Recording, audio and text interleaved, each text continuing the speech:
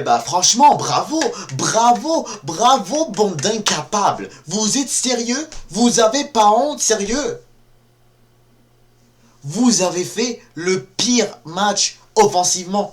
Pour de vrai, on est de retour sur le faux pas qu'on a eu au mois de novembre. On est de retour, ça y est, nous voilà de retour. À chaque fois, on loupe, et on leur donne des buts. Et on leur donne des cadeaux. Vous n'avez pas honte. Vous êtes les Pères Noël je sais pas, de la première ligue, wallah. Franchement, c'est pas possible. C'est pas possible. On perd 2-0 contre Newcastle aujourd'hui à l'Emirates Stadium pour ce match aller de Carabao Cup. Quelque chose qu'il fallait pas du tout faire. Pas du tout faire. Au pire, si ça arrête à St. James Park, j'aurais été comme, ok, on comprend, voilà. St. James Park, c'est pas une place facile à jouer. Normalement, ici à l'Emirates Stadium, tu devais t'imposer. On va faire ce débrief. Et en tout cas, ça va être. Je vais essayer de pas m'énerver. Hein. Je vais essayer de pas m'énerver. Je vais essayer de rester calme et tout. Mais ça se voit déjà que je serais pas capable. Mais peu importe, n'hésitez pas à vous abonner, liker, commenter. Ça va faire toujours un très grand plaisir de vous avoir dans mes vidéos. Mais là, pour de vrai, c'est un match vraiment pitoyable. C'est une vraie purge. Franchement, je m'y attendais même pas à ce que je voyais les Gunners aussi nuls. Malgré que c'était face à une belle équipe de Newcastle United, faut le dire. Maintenant, ça fait déjà 7 matchs qu'ils font que gagner. Ils font que gagner sur les 7 derniers matchs. Après avoir battu Tottenham samedi dernier, Man U la semaine dernière. Voilà, ils se qualifient vraiment face à Brentford en Carabao Cup en quart de finale quand ils se sont qualifiés contre Brentford. Voilà, c'était totalement easy peasy pour eux. Voilà, c'était totalement facile. Et là, maintenant, là... Voilà, ils arrivent chez nous courageusement, ils font vraiment ce qu'ils ont à faire de marquer des buts. Voilà, Isaac qui met encore le but, Gordon qui marque encore une fois comme la saison dernière. C'est que les mêmes joueurs qui marquent face aux Gunners, c'est que les mêmes. Toujours récemment, on laisse que les mêmes joueurs marquer contre nous. Gordon, Isaac, Gordon, Isaac. Mais c'est une blague, c'est vraiment une blague. Je sais que c'est des bons joueurs, je sais que c'est une bonne équipe. Mais au bout d'un moment... C'est une demi-finale aller. T'as la chance d'aller en finale.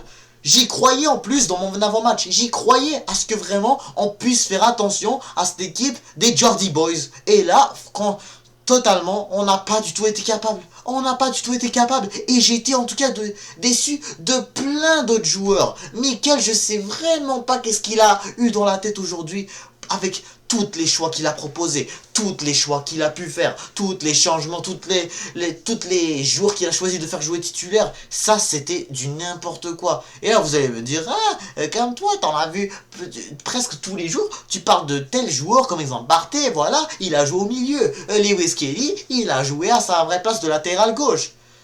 Mais ça ne montre même pas à quel point, franchement, ce match, c'était une vraie purge. C'était une purge. Vous allez me dire seulement, ouais, calme-toi, quand même il reste le match retour.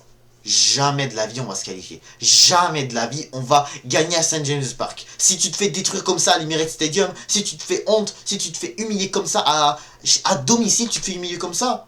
Comment tu veux gagner à St. James Park? Comment tu veux juste espérer faire une remontada historique et aller à Wembley? Comment tu veux? Ce qu'il fallait faire, c'est déjà faire un énorme match aujourd'hui, ce soir. Et là, on n'a pas pu le faire. On n'a pas pu le faire. Comment c'est possible? Bon, sérieux, je parle tout de suite. Mais en tout cas, on va parler en tout cas de n'importe quel joueur, de tous les joueurs. En tout cas, il y a plein de choses à dire sur tout le monde. Sur tout le monde, il y a plein de choses à dire. Hein. Peu importe. Hein. Bon, bah en tout cas, on va commencer d'abord de notre côté. David Raya, en tout cas, de notre côté. Il a été, soi-disant, correct, hein, parce que pour de vrai, il n'a pas du tout été aidé par les défenseurs. La défense, en tout cas, je sais pas qu'est-ce qui leur est arrivé dans la tête pour vraiment, parce que vraiment, les 2 buts, faut dire que c'était nous qu'on les a donnés. Les 2 buts, pour de vrai, c'était nous qu'on les a donnés.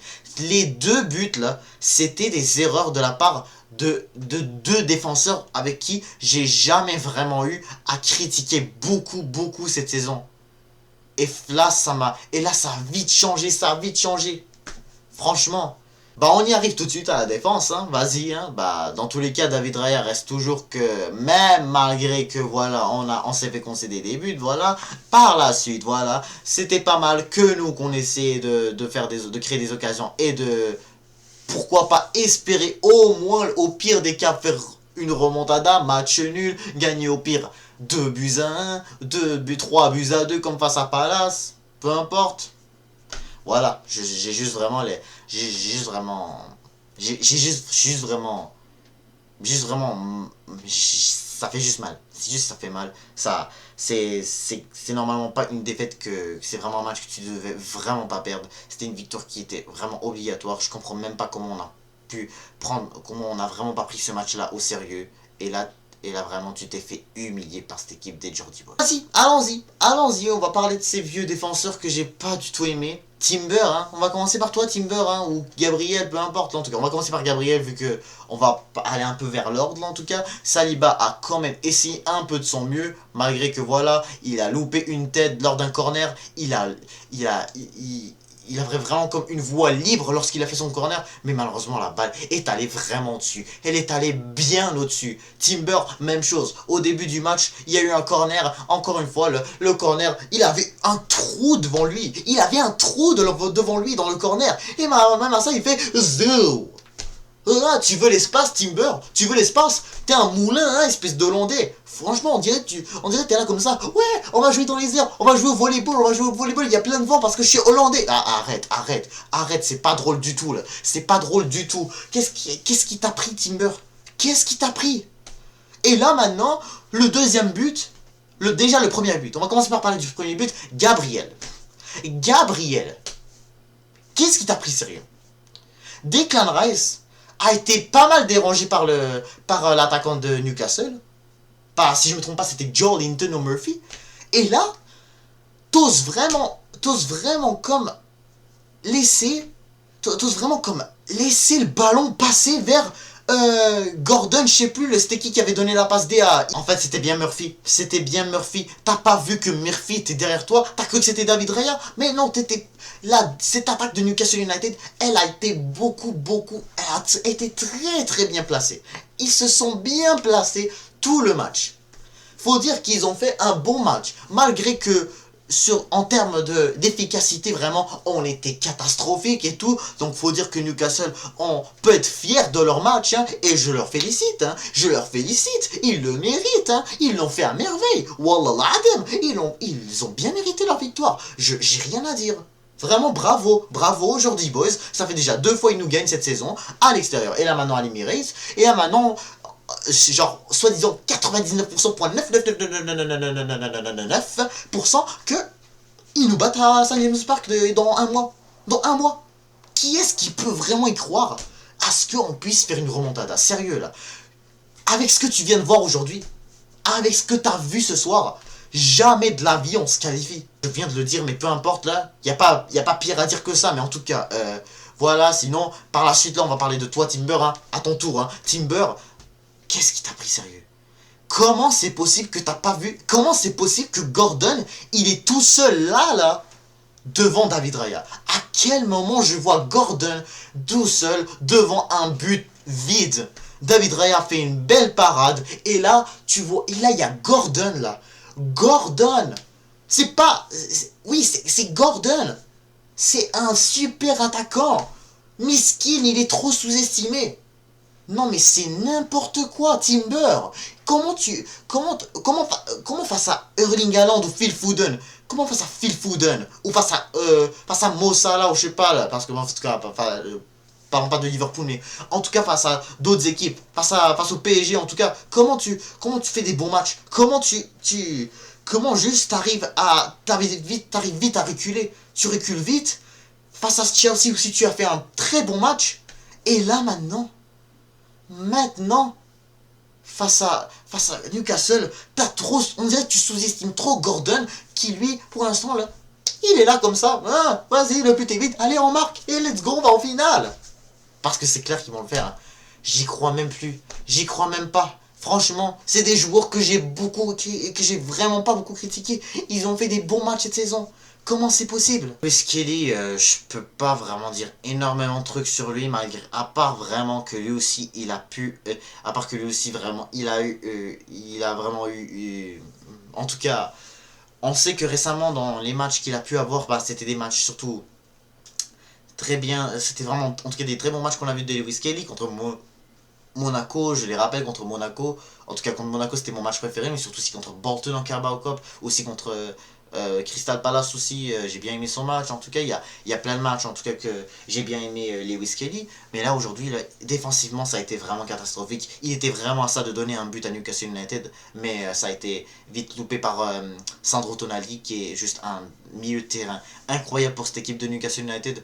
Mais la défense en tout cas, je peux dire vraiment que c'était à cause de elle qui nous a fait perdre le match. Surtout à cause de elle qui donne vraiment les 2 buts pour cette équipe de Newcastle United. Et surtout qui donne vraiment des bonnes occasions, surtout à cette équipe de vraiment essayer qui aurait pu vraiment oser nous marquer, être beaucoup plus s'élargir au score, alors que pourtant l'équipe qui était le plus en tout cas en train d'essayer de marquer des buts, bah c'était nous, largement c'était nous, faut le dire hein. Et là maintenant on va parler des personnes qui sont des joueurs qui c'était en offensivement. D'abord Declan Rice. Declan Rice, franchement là, j'ai été beaucoup impressionné de ces derniers matchs. Je me suis dit, est-ce qu'il s'est peut-être réveillé? Regardez-moi ça, regardez-moi ça. Regardez-moi le match qu'il nous a fait là. C'était quoi son problème à Declan Rice? Comment c'est possible comment c'est possible, voilà, c'était un peu aussi à cause de lui le premier but. C'était un peu à cause de lui, comme je l'ai dit tout à l'heure. Je sais pas, là, il y a entre lui et Gabriel, je sais pas, là, les deux, ils ont comme laissé un trou passer. Ils étaient là comme ça, là. Ils étaient là comme ça, passer. Voilà, ils avaient comme un trou libre. Et là t'as Gabriel qui est de l'autre côté. Vas-y, passe, comme ça, de l'autre côté. Ce qui est vraiment quelque chose de idiot. On dirait que c'était un cirque là. On dirait que c'était un cirque. Faut dire que vraiment entre vraiment les milieux de terrain et les défenseurs, c'était largement un cirque. J'arrive pas à y croire. Franchement là, je sais, je le dis plein de fois là, parce que c'est pas du tout un match c'est juste pas du tout quelque chose que je m'y attendais. Je m'y attendais même pas. Ensuite, t'as Odegaard qui a, selon moi, a fait le meilleur match, malgré que lui aussi, bah en tout cas, je veux pas vraiment le blâmer lui, en plus de ça, de Gabriel et de Saliba, pas de Saliba, mais de Declan Rice sur le premier but. Je veux pas vraiment qu'il rentre là-dedans, parce que dans tous les cas, il était arrivé un petit peu en retard. Normalement, c'était surtout Gabriel ou Declan Rice qui devait s'en occuper, mais en tout cas, ils ont fait les clowns devant cette passe D de Murphy. Et ensuite, tu as Thomas Partey, bah, lui aussi c'était un match un peu dégueulasse pour le dire. Hein. Malgré que voilà, il a quand même un peu essayé lui aussi, mais en sortant, je trouve que Jorginho a fait un tout petit peu une meilleure entrée. Il a fait une très bonne entrée, Jorginho, faut le dire. Sauf que ça a vraiment pas été ça. Son match à lui aussi, Jorginho. En tout cas, j'étais sûr que vraiment là, quand je voyais juste vraiment les changements là, je voyais juste vraiment que ça y est, c'est foutu là, ça y est, c'est foutu. Quand je voyais qu'on perdait 2-0 aussi, je me suis dit c'est bon, on arrête là, on arrête. Je voyais dès que j'ai vu le 2-0, c'est là où que je me suis dit ça y est, c'est bon, on est mort. Et c'est le cas, hein. Franchement, c'est le cas. Parce que vraiment là, je vais le dire tout de suite là, avant de parler de l'attaque, je vais le dire. Si on veut vraiment espérer essayer de gagner ce match retour à St. James Park et se rendre à Wembley, eh ben, il faudrait vraiment absolument qu'on s'impose tous nos matchs. Je le dis tout de suite en tant que vrai supporter des Gunners. T'auras pas le droit à l'erreur. Les prochains matchs qu'on va voir là, ils vont être compliqués. Je vais toutes jusqu'à ce qu'on va affronter Newcastle. Regardez, déjà samedi, pas samedi mais dimanche, on aura Manchester United dans FA Cup. Mercredi prochain, Tottenham en Première Ligue. Ensuite, Aston Villa en Première Ligue. Ensuite, Dynamo Zagreb. Ça va pas être simple, mais normalement, en tout cas, j'ai dit, moi qui a dit sur papier on devrait gagner, mais là, je vais pas le dire, pour qu'au cas on se fasse surprendre, encore une fois, comme le cas de Newcastle, on sera pas surpris. Hein. On sera pas surpris sur cette équipe-là, en tout cas. Ensuite, le prochain match, ça va être sûrement... Ça va être Wolves, c'est vrai, ça va être Wolverhampton, je voulais me rappeler. Oui, t'as Wolverhampton à l'extérieur. Ensuite, c'est même, comment ça s'appelle? Wesh, Girona, à l'extérieur. Ensuite, t'as Manchester City en Première Ligue. Et ensuite, là, ça va être Newcastle. Donc déjà, tu auras plein de matchs, tu auras je crois 7 ou 8 matchs qui vont être difficiles, mais qui vont être obligatoirement être des victoires. Obligatoirement là. Parce que là, parce que vraiment, je peux dire que vraiment, on est, en tout cas, on peut dire qu'on est vraiment, on est mort un peu, on est comme un peu dans le... On va parler de cette attaque tout de suite, là, qui était vraiment scandaleuse. J'ai envie de vomir à cause de cette vieille attaque. Pour commencer déjà, Kai Havertz. On va parler de toi pour commencer. Kai Havertz. Espèce d'incapable. Qu'est-ce qui t'a pris? Qu'est-ce qui t'a pris sérieux là? Nickel, toi aussi. Qu'est-ce qui t'a pris à le mettre titulaire? T'as oublié Jesus, qu'est-ce qu'il t'a fait lors du quart de finale contre Crystal Palace? Imagine si ça aurait été la même chose. Imagine s'il aurait même pas dû faire jouer Gabriel Jesus dès le début. Il n'y aurait pas eu un triplé. On serait déjà sorti. Déjà sorti. On aurait déjà oublié à cette Carabao Cup. Déjà on aurait dû oublier à cette Carabao Cup. Mais là maintenant, à cause de qu'est-ce que t'as fait dans le quart de finale, t'as rentré Saka, t'as rentré même Odegaard, t'as rentré comment ça s'appelle, Martinelli là, t'as rentré même Jesus, je voulais dire. Et ça a bien fini là, ça a bien continué. Mais là maintenant là, c'était terrible. C'était terrible. Havertz, wesh, qu'est-ce qui t'a pris? T'es devant les buts, wesh. T'es devant les buts. Complètement. T'as un cadeau qui arrive. Je sais plus ça venait de qui. Et là, t'oses même pas faire la tête. Et tu fais plutôt avec ton épaule ou avec même ta poitrine. C'est pas puissant la poitrine. À moins que t'es, je sais pas, à moins que t'es musclé comme Thibaut Inchip, je sais pas moi, je sais pas à quel point tu peux te muscler, mais t'es faible, Havertz. Même si je vois que t'as autant je sais pas, de force que Thibaut Inchip, tu restes faible, Kai. T'es faible, wesh. Comment c'est possible? T'es devant les buts, ouvert là, ouvert. Isaac, t'as marqué un but, vraiment, t'as donné encore une fois une leçon, comme la dernière fois. Une leçon de football. Il t'a mis un but.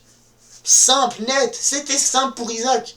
Mais pour ce vieux Kai Havertz, ça n'a pas été capable. S'il n'a pas été capable, il n'a pas mis la tête. Il n'a pas pris sa tête là. Il fait pas... T'es même pas un buteur, Havertz. Franchement, t'es même pas un buteur. Il faut qu'on te vire. Il faut qu'on signe un buteur pour ce mois de janvier. Là, je t'arrive à Martinelli, là. Je suis venu, t'es mort là. T'as fait un raté là encore plus pire que Kai Havertz. Explique-moi juste comment c'est possible. T'as un cadeau là devant toi. T'as même pas un seul défenseur à côté de toi là. T'as la chance de mener ton équipe 1-0. T'as la chance de nous donner la chance de y croire. À qu'on puisse vraiment aller en finale. Mais à la place, tu la mets sur le poteau. Sur le poteau. Comment c'est possible? Comment c'est possible ces vieux ratés que j'en peux plus là? Des ratés très importants, des ratés de n'importe quoi. Déjà là, il te faut un ailier, il te faut un buteur, et il te faut, soi-disant, un nouveau latéral. Franchement, c'est pas mal ça que ce qu'on a besoin. Parce que si vous me dites un nouveau milieu de terrain aussi, à la rigueur, le milieu de terrain peut être bien si t'as un bon latéraux, si t'as des bons latéraux. En plus de ça, si t'as des bons attaquants aussi. Ça peut vraiment créer une bonne équipe comme ça. Mais là, il nous faut vraiment un nouveau latéraux, là. Franchement, Hakimi, là, en tant que Marocain, Hakimi, là, s'il peut vraiment venir pour les Gunners, là, je vais être très content, là.